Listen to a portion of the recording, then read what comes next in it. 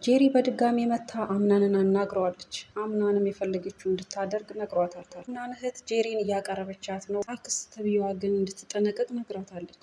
ሜርሲ ባሩክን ምን አዲስ አለ ስትል ጠየቀችው። አብረውን ለመስራት እንደምትፈልግ ወይዘሮ ዛህራ ልጇን አፍቃታለች። በጣምም እያሰበች በህልሟም ጭምር እየመጣች እንደሆነ ለአምናን ነገረችው። ብሌን አምናን ሲያወራ በሰማችው ሚስጥር እጅግ ተናዳለች። ሜርሲ አንዳንድ ነገር ለመስማት ወይዘሮ ዛራንም ጠይቃ ነበር። ወይዘሮ ዛራ ግን አንዳች አልነገረቻትም። ሰላም ጤና ይስጥልን የዚህ ቻናል ቤተሰቦች እንደምን አላችሁ? ሰላማችሁ ብዙ ትርፍርፍ ይበል። እንኳን በደህና መጣችሁ።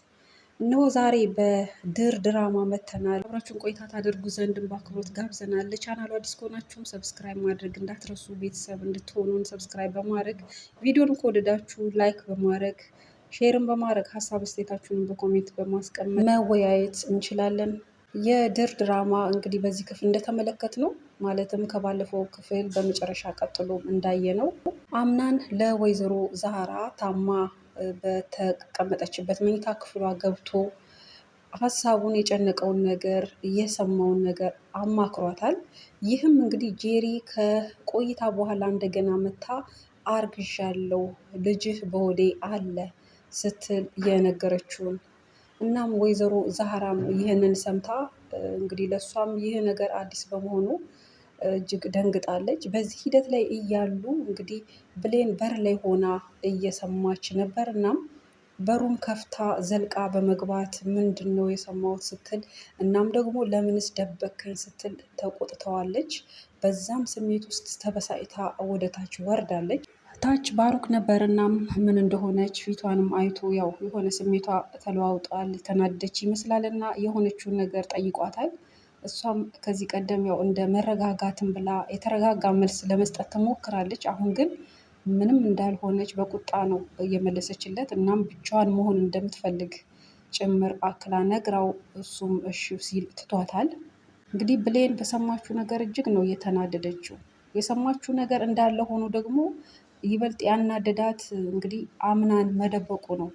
ለምን ደበከኝ ነው፣ እውነቱን በጠየቅኩ ሰዓት ለምን አልነገርከኝም ነው። እሱ ደግሞ ያው ጥሩ ነገር ቢሆን መቼም አይደብቃትም። እንዲህ ያለ ነገርስ ምን ብሎ ይነግራታል?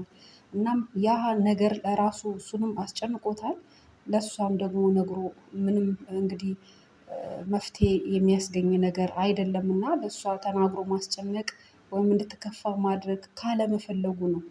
ነገር ግን አንዳንድ ነገሮች ሲገጥመው ሀሳብ ሲጨንቀው ለሚያማክረው ለእናት ዛህራ ያው ነግሯታል። እናት ዛህራም ሰምታ ያው የእሷን ሀሳብ ምን ማድረግ እንዳለበትም ሳትነግረው በዚህ መሀል ነው እንግዲህ ብሌን መታ ነገሩን ያቋረጠችው።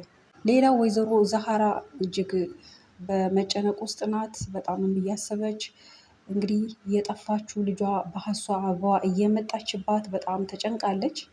እናም ብሎም በህልሟም ጭምር እስክትመጣ ድረስ እናም በዚህ ሀሳብ ተክዛ እያለ አምናን ያው ቀርቦ ሲያያት መተከዟን በጭንቀት ላይ እንዳለች ሙዷን ስለተረዳ እንደ ልጅ እንደ ወላጅ ያው እናቴ ምን ሆንሽ ሲል ሲጠይቃት እሷም የሆነችውን ነገር እያሳሰባት ያለውን ነገር ነግረዋለች። ያም የልጇ መጥፋት እና በህልሟም እየመጣች እንደሆነ በጣም ልጇን እንደናፈቀች ማግኘት እንዳለባት በቃ አሁን ላይ ፈልጋ ማግኘት እንዳለባት እንደተሰማ ስሜቷን አጋርተዋለች። እሱም ደግሞ ሳይውል ሳያድር እንግዲህ ወዲያውኑ ፈጣኝና የሚያጽናና ምላሽ ነው የሰጣት። እናም አፈላልጋታለሁ አገኛታለሁ የሚል በቃ ተስፋ ለዛም ደግሞ ሳይውል ሳያድር ወዲያውኑ በሰማ ሰዓት ተነስቶ ሲሄድ ወዴት ነው የምትሄደው ሲል ይህንን ሀሳብ ለማሳካት ነው ብሎ ነው ያላት። እናም እንዲቀናው መርቃው ሸኝተዋለች። እሱም ከወረደ በኋላ ለሚያውቃቸው ሰዎች ደዋውሏል። አድራሻ፣ ፎቶ፣ የሚያስፈልገውን ነገር ነግሯል። እነሱም ደግሞ አፈላልገን እናገኛለን ብሏል። በመቀጠልም እንግዲህ አምናን ለባሩክም ይህንን ሀሳቡን ያስጨነቀውን ጉዳይ ነግሮታል። እና ግን ባሩክ ግን ያስጨነቀ ይህ አይደለም የሚስትህ ሄዶ መቅራት ነው እና ሚስት ናፍቃሃለች እያለ እንግዲህ ጭራሹኑ ያልናፈቀችውን የማይፈልጋትን የማይወዳትን ሚስቱን እንዳሰበ ለእሷ እንደተጨነቀ እንደናፈቀችው እያደረገ ነው። ከባለፈው ክፍልም እንደሰማ ነው። ምክንያቱም እሱ ከሚስቱ ጋር የማይወደው ሚስት ጋር አብሮ እንዲሆን ነው የሚፈልገው። በማይወዳት በሚስቱ በሄደችው መሀልና በባሩክ መሀል ያለ ሚስጥር አብረው የሚሰሩት ነገር ሴራቸው ስላለ ያው እንግዲህ ያላሰበውን ነገር እንዳሰበ እንደተረዳው እያስመሰለ ነው። እንግዲህ በፊት ጊዜ አምናን አይደለም ብሎ በጭራሽ አልናፈቀችኝም ብሎ መልስ ይሰጣል። በዚህ ክፍል ግን ይሆናል ሊሆን ይችላል በሚል ችላ ብሎ ነው ምላሽ የሰጠው። ሌላው እንግዲህ ሜርሲ እንደገና እዚህ ቤት ተመልሳ መታለች። አንዳንድ ነገር ምን አለ ወሬ ስትል እየዞረች እየጠያየቀች ነው። እንግዲህ ባሩክንም ጠይቀዋለች ምን አዲስ ነገር አለ ከሄድኩ በኋላ ምናምን በሚል እሱም ደግሞ ጠፍተሻል፣ ለምን ጠፋሽ ሲል ያው የጠፋችበትን ምክንያት ሳትደብቅ ነግረዋለች። ምክንያቱም የሚወዳት ሰው ወይ ጥሩ ነገር የሚናገር ወይም የማያስቀይማት ሰው እዚህ ቤት ጥቂት መሆኑ በዛ ምክንያት እንደሆነ ስትነግረው እንግዲህ እኔም እንደዛ ነኝ በሚል ነው የመለሰላት። እሷ ግን ያው ከዚህ በኋላ እኔ እናንተ አብረን እንሰራለን የሚል ምላሽ ስሰጠው እሱም እኔና አንቺ አንድ ነን ብሏት አቅርቧታል።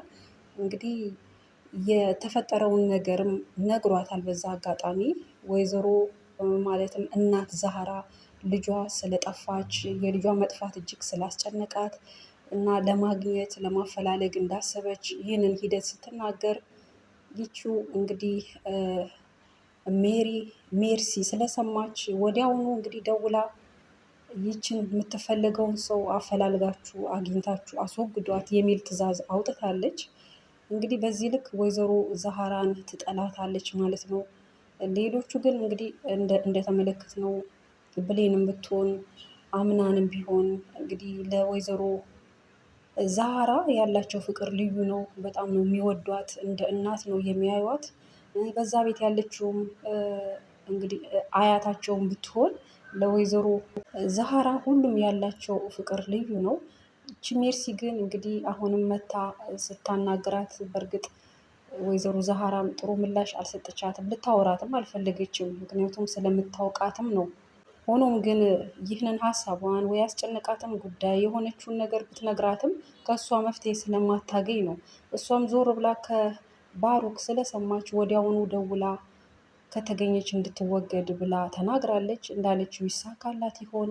ጄሪ ተመልሳ መታ አምናንን አናግረዋለች። አሁንም ባለፈው የጠየቀችውን ጥያቄ ነው የጠየቀችው። እሱ ግን ይህንን አታስቢ ብሏታል። እንግዲህ አያት ተብዬዋም የሚያስፈልግሽን ወይም ዳጎስ ያለ ገንዘብን የልስጥሽን ብላታለች፣ በቀላሉ እንድትፋታ ፈልጋ። ነገር ግን ይቺ ሰው በጭራሽ ብላለች። የምትፈልገው እንግዲህ ከፍ ያለ ነገር ነው።